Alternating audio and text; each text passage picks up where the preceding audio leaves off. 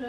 Alors bonjour à tous, on se retrouve dans une nouvelle vidéo, toujours dans la continuité de la psychologie du travail. Et aujourd'hui je vais vous parler d'un monsieur qui s'appelle Henri Fayol. On est toujours dans ce qu'on pourrait appeler l'approche mécaniste. Là on est toujours dans une optique où l'entreprise doit être optimisée d'une manière scientifique. Le but c'est le progrès, qu'on fasse le plus de revenus possible. Si vous avez vu les vidéos précédentes, vous avez capté le mindset de l'époque, qui est toujours le même actuel. Alors, Henri Fayol. Monsieur Fayol est né en 1841 et est mort en 1925. Son but à lui c'était l'organisation administrative. Parce que pour lui, penser les tâches, c'était pas assez suffisant. Il fallait diviser l'entreprise, il fallait aussi penser à l'entreprise comme des petites sous-catégories. En clair, il fallait vraiment l'organiser. C'était le gars qui allait mettre des étiquettes partout, tout classé, tout répertorié, tout très carré. C'est comme si on pouvait avoir des fonctions en mode il y a l'entreprise. Comme je vous ai dit, il étiquette tout. Et donc dans cette entreprise, on est parti sur la sécurité, le technique, le commercial, le financier, etc. Chaque personne qui travaille dans cette entreprise en question est amenée à considérer tout le travail qu'elle fait en fonction de cette catégorie où elle a été placée. Mais évidemment, tout le monde ne va pas faire tout. Tout le monde n'est pas touche à tout. Le but, c'est de se concentrer sur un travail dans une catégorie pour être le plus efficace possible. Et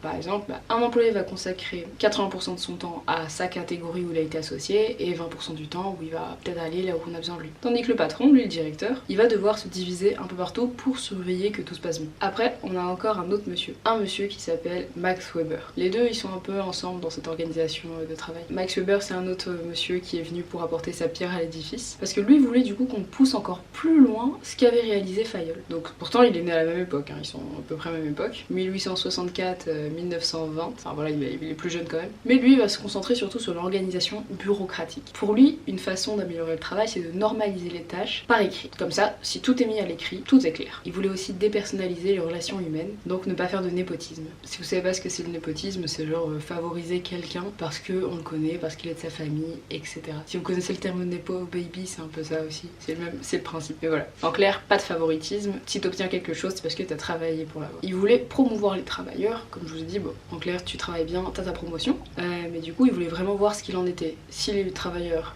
étaient performants, c'est là qu'ils avaient leur promotion.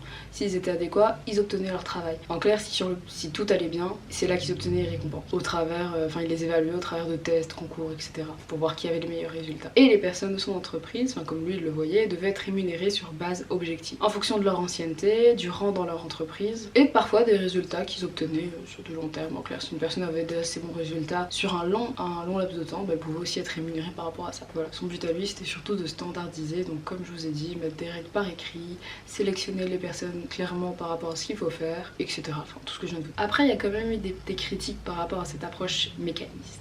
Donc, on entend par là dans les approches mécanistes ce que je vous ai déjà dit avec Taylor, qui lui c'était l'organisation scientifique du travail. On a du coup Fayol qui lui l'a vu administrativement et Weber qui l'a vu bureaucratiquement. Une de ces critiques, c'est qu'il y avait une trop grande concentration de pouvoir au sommet. Donc les patrons avaient beaucoup trop de pouvoir sur leurs employés. Pour qu'un employé qui était tout en bas de l'échelle communique avec son patron tout en haut, c'était beaucoup trop compliqué. Il y avait trop de gens entre eux deux. Ils avaient du coup un leadership très autoritaire, ce qui a entraîné des contre-pouvoirs. Donc par là, ça a entraîné des syndicats, comme je vous ai dit. Normalement, pour que ça se passe au mieux, il faut que le pouvoir, donc les patrons, le syndicat, etc., que le tout se passe en harmonie, qu'il y ait un juste milieu, pas que l'un soit plus élevé que l'autre. L'organisation, elle était très rigide, parce que du coup il y avait une routine qui s'était installée où les gens ne faisaient plus que la même chose. Soit on leur payait des formations pour qu'ils puissent accéder à un certain niveau, mais après il n'y avait plus de progrès, ils restaient toute leur vie à ce niveau-là. Et en plus, vu qu'ils restaient très prudents dans la façon de gérer leurs entreprises, il n'y avait pas forcément non plus d'évolution pour l'entreprise, dans le sens où l'entreprise se contentait de fabriquer son truc à lui, et n'évoluait pas forcément, comme je vous ai dit dans une autre vidéo,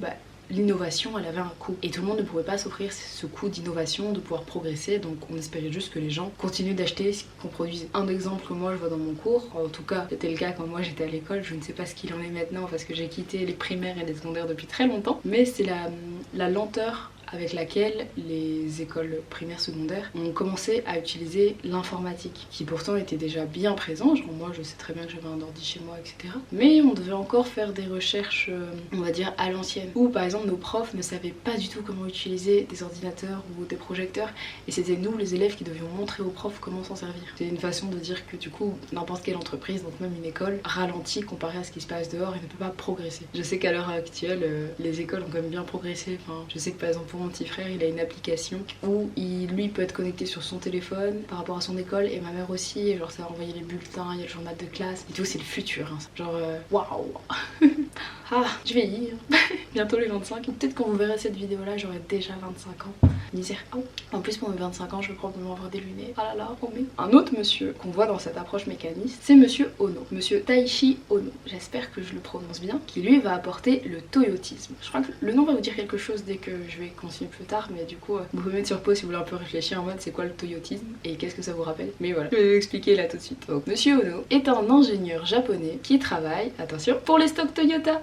Voilà, on est dans les années 50 à peu près et à ce moment-là, l'entreprise Toyota est en grande difficulté. Voilà, il y avait toute cette marge de grosse production, mais le truc c'est qu'avec une voiture, c'est pas comme avec un téléphone. Les gens ne vont pas acheter une voiture généralement pour l'acheter 1 an après, 2 ans après, vous voyez. Normalement, t'achètes une voiture, tu la gardes plus longtemps. Après, il y a des gens, ils ont les moyens peut-être de le faire, mais je connais pas. Voilà, donc dans ma tête, ce n'est pas possible. Mais je garde l'éventualité que c'est une possibilité pour les gens. Il y a des gens riches. Alors, ce qui se passe, c'est qu'il y a des problèmes de stockage. Stocker une voiture et son matériel, c'est assez imposant en fait. Et ça coûte beaucoup d'argent si les voitures ne partent pas. Ce qui fait qu'il y avait trop d'anciennes voitures. Il y a un problème avec du côté de l'innovation parce qu'il n'y a plus de place, il n'y a plus de ressources pour créer de nouveaux projets. Et on sait pas quoi faire avec les anciennes, on va pas les jeter parce que c'est vraiment jeter l'argent par la fenêtre. Et pour l'entreprise Toyota, c'était pas possible. Et en plus, avant de pouvoir faire ce nouveau modèle, ouais, il aurait fallu liquider l'ancien pour avoir de la place. Donc monsieur Ono va essayer de trouver une solution face à tout ça. La solution adéquate, ce serait de permettre à l'entreprise d'être beaucoup plus dynamique, que ce soit vis-à-vis de son stock, que le stock parte plus vite et qu'ils arrêtent de stocker autant et de manière générale, que l'entreprise commence à bouger, quoi, qu'elle se bouge, sinon elle va disparaître. Donc ce qui se passe pendant... Oh, je suis un nouveau flou. Donc ce qui se passe pendant le 20e siècle, c'est comme je vous disais avec les téléphones, on est dans la production en masse là, donc voilà, on peut pas produire des voitures en masse. Je me répète beaucoup, vous avez capté. Donc ce que monsieur Ono va faire, c'est qu'il va limiter les stocks disponibles. Ils vont mettre en place ce qu'on appelle le pilotage par l'aval. Ce qui va être en l'occurrence de d'abord commander la voiture et payer la voiture, et seulement en ayant passé commande, la voiture sera fabriquée. Elle ne sera pas fabriquée au préalable, la personne ne l'aura pas tout de suite, certes il y aura un délai d'attente, mais ça va leur permettre du coup de ne pas faire de voiture d'avance, de pouvoir limiter les stocks, de dépenser beaucoup moins d'argent. Et ce qui fait qu'ils ont l'argent bien avant que la voiture en fait soit là, donc pour eux en fait c'est bénéf. Tant que la voiture arrive, parce qu'après je suis sûre qu'ils faisaient des petites clauses en mode que s'il y a un problème, c'est pas vraiment de leur faute, donc ils doivent pas rembourser les gens, enfin, vous voyez. Et ça a pu leur permettre du coup de pouvoir créer leurs innovations, de pouvoir avoir de la place, de ne plus avoir ce stock si encombrant. Le but c'était de travailler en flux tendu, donc de travailler juste à temps, parce que comme ça, pas de stock, la voiture est créée, elle s'en va direct, elle est partie, et voilà, c'est tout. Ça a pu permettre à l'entreprise d'être beaucoup plus créative dans ce qu'ils ont fait par la suite. Il y a quand même eu des conséquences face à cette souplesse d'organisation de travail. Comme à chaque fois, il y a toujours des conséquences. J'ai l'impression que je répète à chaque fois, mais il y a eu des conséquences pour ça. Voilà, c'est pour ça. Une des conséquences qui est très positive, c'est que ça leur a permis de s'attarder sur la qualité du produit. Le fait de ne plus devoir produire en masse à ce point leur a permis de prendre plus de temps pour faire quelque chose qui allait être de meilleure qualité et donc durer plus dans le temps, mais ça allait permettre de fidéliser la clientèle pour quand ils auraient besoin de changer de voiture ou quand des gens de leur famille ou de leur entourage allaient changer de voiture. Ça a permis aux entreprises de se recentrer sur les cœurs de métier. Donc se recentrer sur les métiers, qu'est-ce qu'ils essaient plutôt de se dire qu'il faut produire à fond. Là les gens dont c'était le boulot ont pu vraiment retrouver leur passion, leur créativité comme je vous ai dit.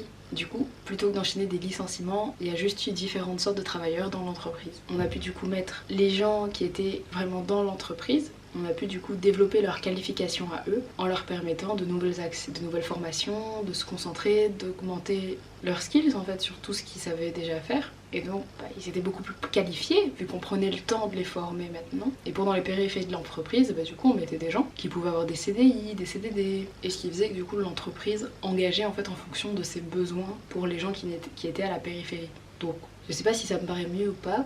Mais je me dis qu'il y a quand même des conséquences pas mal positives, donc est-ce que ça contrebalance pas? Et on s'arrête là pour cette vidéo. Vous connaissez le topo. Moi je vous dis à la prochaine et on se dit à bientôt. Salut!